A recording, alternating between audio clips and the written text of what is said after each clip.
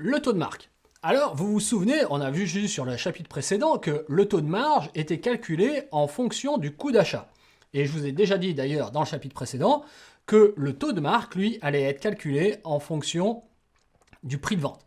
Et c'est justement là la différence. D'un côté, on va regarder ce qui se passe par rapport à notre coût d'achat, et d'un autre côté, on va regarder ce qui se passe par rapport à notre prix de vente. Alors, le taux de marque, c'est quoi?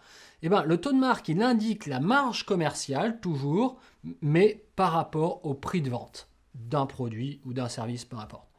C'est utile. Ah oui, c'est utile parce que lorsqu'il s'agit d'estimer la rentabilité de la vente de telle ou telle marchandise, ou de fixer un prix de vente par rapport au produit qu'on a acheté, eh ben, ça va nous intéresser d'avoir ce taux de marque. Vous avez compris maintenant comment on le différenciait. L'un par rapport au coût d'achat. Donc je reprends la formule du taux de marge. C'est la marge brute hors taxe divisée par le coût d'achat multiplié par 100.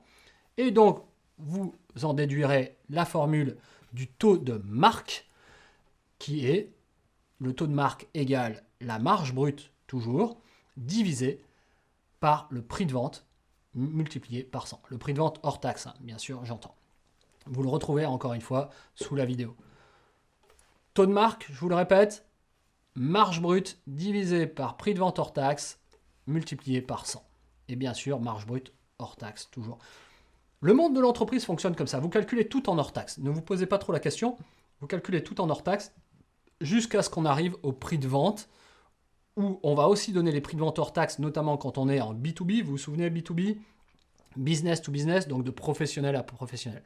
Quand on est en B2C, de professionnel à particulier, alors effectivement, on va parler de prix de vente TTC, toute taxe comprise, mais c'est qu'à ce moment-là qu'on parlera de prix de vente TTC.